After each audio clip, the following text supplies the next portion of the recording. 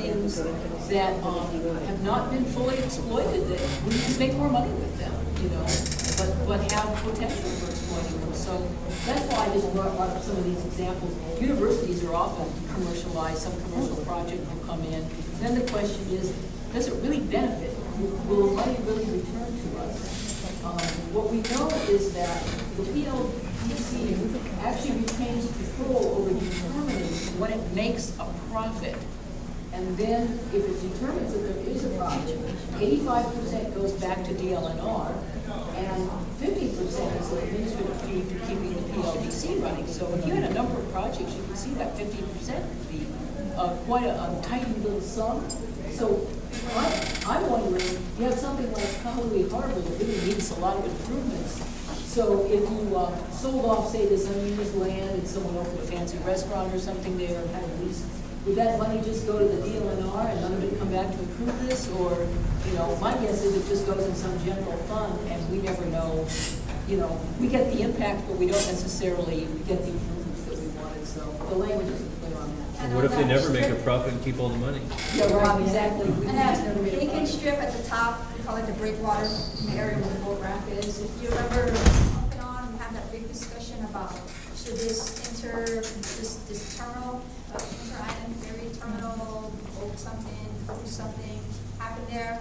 This would be the vote to exempt it from a whole lot of process that has kept it at bay for some time now. So that's definitely an area we want. Yeah, I mean, all these are plums, you know, they're very, very valuable state property. And you're starting to hear, you should, if you've been publicly paying attention to the language out there, you see some backtracking. You're going to move from the absolute, I'm going to veto, draw a line in the sand. Now you hear a pull the brakes, stop, let's reassess, let's go back and meet with the folks that are angry at it. And you'll hear this a lot called give it a chance. Don't knock it out yet. But if you really look at the level of trust, when they had the Attorney General's 8-page memo in 2011, they still went ahead and tried to work with groups in July of this year. When they went to every island except Lanai to meet and get the public input and told us they'd be back because we wanted to know what would happen to our input. In fact, they held what? One meeting where in Honolulu, in the middle of the week, in the middle of the day. So it was very, very difficult to go to. I mean, I was only myself from Maui and 2 people from Kauai. Everyone else was from Oahu. Can you speak briefly to what the result of those hearings were on the revised language that they put forth at that time? When they had the public meetings, and those meetings were held, I think they lasted 2-3 hours sometimes on all these islands. We were told that we would be kept in touch and they would incorporate, the vast majority or let us know what they would do. All of a sudden they produced this, red-lined document, changed some language. We were not told what those changes were going to be. In fact, we had to find out online what those changes are. Then we went to a public meeting or hearing that they had on Oahu, sifted through their changes and commented. When the staff came to Maui, there were 2 staff members, the executive director and I think his program or project manager, second in command. They took our feedback, listened to it carefully. I was told that it was recorded because I didn't see anybody furiously taking notes. And they took it, went to their 5-member board, presented, I think it was like a 1.5-page document that just said there was big turnout, lots of concerns, nothing detailed, nothing major captured. And they went through the document and made those changes, took out the words that said developer and put in, friendly words. So they didn't have any sincere effort, having been there at that Maui meeting, going through Honolulu and seeing the changes. And in fact, they continue to say, trust us, give it a chance, trust us, trust us, trust us. And we keep saying, it hasn't worked so far. So why would we want to trust you with things like, you're looking at these lands, Kalaupapa, Colorado, County, Maui Harbor, Iao Valley, the state park in that area. Sacred to so many, why would we want to trust that with a pattern of behavior that hasn't earned your trust, along with places like Wainakanaka? We're not even talking about DOE campuses. Did they really state that? Trust us. In writing that a lot of people showed up at the meeting. Yeah, Yeah. that was. Did you know that they could get cited and derailed based on the False Claims Act? Did you know that? Well, they said though, and that's true though, lots of people showed up. But What under they the didn't False do was Claims the Act, if you details. want to derail this process, that's all you need, is those who were there to validate that what they're stating is an absolute fraudulent statement. Oh, I think they had minutes, this was the executive summary of the minutes. It's Yeah, not, it's not like they. executive summary was You can go online and see. But if they're stating that there are lots of people supporting or whatever, that's a false claim. Well, I think her point is that they had the specifics, but they chose to refer to them in a very sort of smoothed over manner, you know, just say, well, there were a lot You're of. lying about the fact. That is smooth. I'll tell you how Akamai Maui was that night.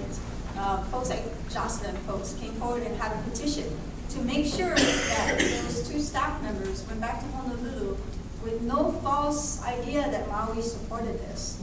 You know, they actually, everyone who was there that night, you know, at the end of the night signed it to say, we don't agree, you know, that petition, to my knowledge, was not provided. That's another, if they didn't tell you that you're signing in and that you're gonna use your signature for supporting the project, that's another false claim. Right. Yeah, if Yeah, I it's remember beyond correctly, concern, it's it actually just unanimous. says attended. Yeah, it didn't Yeah, say. No, but they have to Objection. give you knowledge about what you're signing. And if they don't give you knowledge, again, take it however you wanna take it, but that's So it all wrong. goes back to, why would we trust something so valuable if there hasn't been anything for us to believe, you know, as a matter of fact.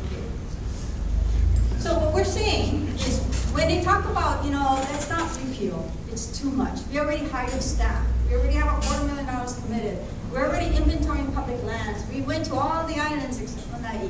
You know, we already had public hearings for the revisions. We changed every word that said developer into something nice. Regardless of what they do, we don't have the majority to push the repeal yet. Regardless of what they do, every legislator that says, give it a chance, we can fix it, will amend this part, change this part. Our contention is, it's just gonna end up to be like a patchwork law. And how dangerous is that? And it could be like a pothole. You know, every time you hit that pothole, no matter how many times you fill a pothole, when it rains, it just disintegrates, you know, it just deteriorates. It doesn't work. It's the same concept. You patch it, you patch it, you patch it. Act 55 will continue to have cookies in it. And these cookies are big. I mean, it'll happen on another island. For us in the neighbor islands, it happens on another island. We wake up, we're busy. It's the curfew, you know, it's holidays. Oh boy, you don't even pay attention then. So it's a very dangerous thing for us. And so the time is of the essence, because for us to push the repeal, we need the majority, you know, we need the legislators. We need their commitment. And even though they repeal it and the governor says he'll veto it, we'll need 2/3 of the state legislature to override his veto. We need a united force. We need, yeah, definitely. And Maui's legislative group are not united on this, unfortunately. No. I had an opportunity to talk to one of our senators about PLDC, and he made a very interesting comment that might be telling to those of us who are concerned about this.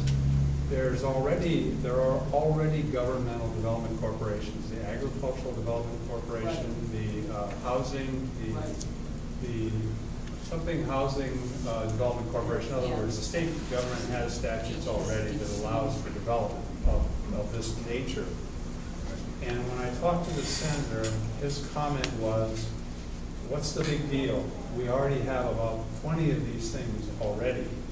And when I went and actually read, there weren't 20, I could only find 3.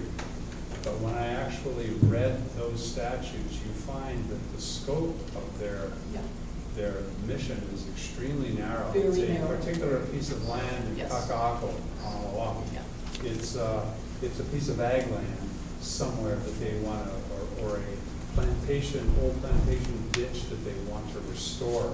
It isn't this 1.8 million acres of ceded lands where it's a blank check. So this is one of the whether they're being fed this by people or whether they just truly don't understand the broad scope of this, I don't know.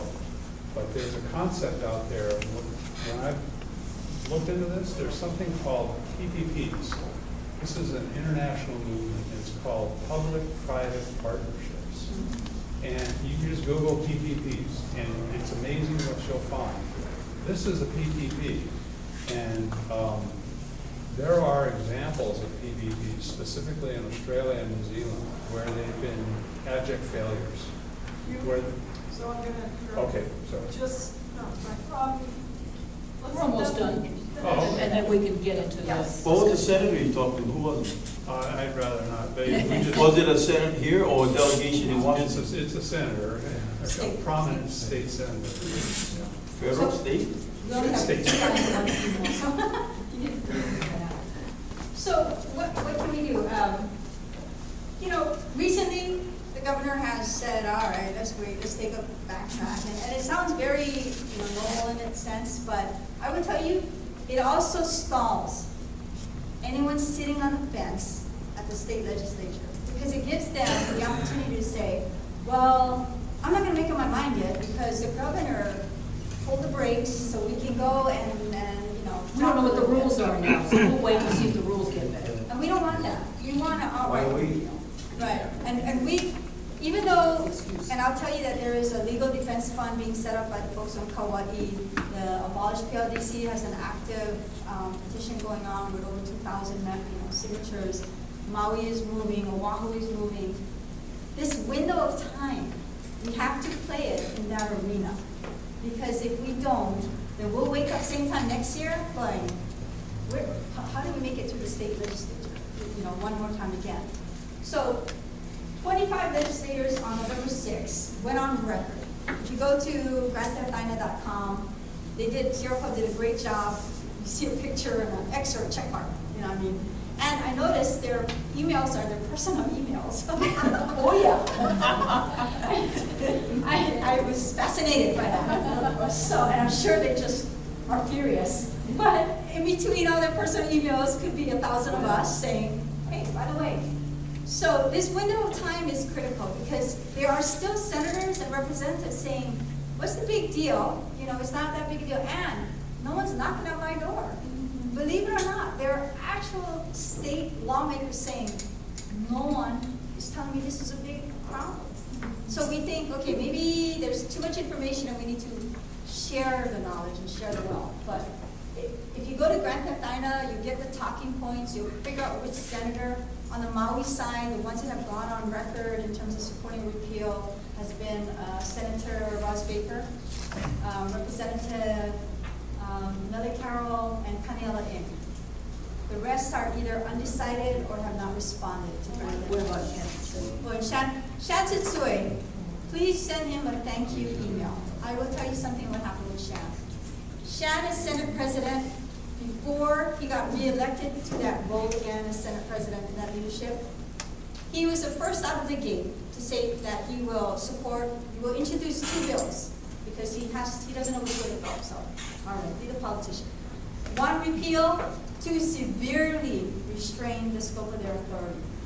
He went public with it early on, a few months ago, matter of fact. Posted it on his Capitol website. You can see his language on there. He was the only one at risk for using his state Senate presidency, willing to do that. Because he said, something's not right. If all these people are against it, something's not right. And he was the only one in leadership that said that. And bold enough to put it on his Capitol website and still stick to his guns, and lo and behold, still get elected as Senate President. So he needs for us to tell him thank you so that he can put traction in what he's telling the rest of the Senate and House, which is, I told you we need to listen to them, but we need to give him that traction because he is our guy. His own constituency needs to do that at least. What's the best way? Is it Email. And I'll tell you what, because how it works is you email. Don't for a minute think that they read all that Capra email. It's some staffer that's tallying it all. Keeping score. Yeah, and it's a hash mark. I'm telling you, it's a hash mark thing. So they're But if you looking have a relationship, forward. call a person and say, you know, I'm really concerned about this. Have you been hearing from other people? And if they haven't, tell 5 of your friends to call. Yes. In your case, Aaron, just have your family call. Okay. Are you able to speak to Joe Suki's position I and have. his I bid can towards? Personally say that I have called Mrs. Suki. I try to call him directly, you know, because I don't want to Marino walks the talk. Yeah, I don't want, well, I try, Anyway, so I called him up and said, hey, Mrs. Suki. So this PLDC thing, you sit? Where do you sit? Because I'm in his district, so I want to know too. And also how it relates to his bid for. Oh, yeah, I know, because of course Kevin said, bypass that 48-hour rule. So Mr. Suki in his, because we're also friends, right, so he says, well, I don't think a repeal is in the horizon. He says, but, we'll fix it. We're gonna fix it. I said, no, we don't wanna fix. It's a bad fix. Bad tire, throw it out the window. He says, no, well, trust me. We're gonna fix it. See, I tell you, you will hear this time and time again. Trust me, we can fix this. It'll be okay. I said, oh, okay, we'll talk to you pretty soon. So, as he moves into the House speakership role, it will be an interesting play because we'll have leadership in the House and a leadership in the Senate. Both, I will tell you, they'll probably meet quietly and say, what do we do? Repeal this. So the pressure has to be on from his constituents to say, Maui wants you to repeal this, if that's what we want. Or else, Joe is very good, he'll say,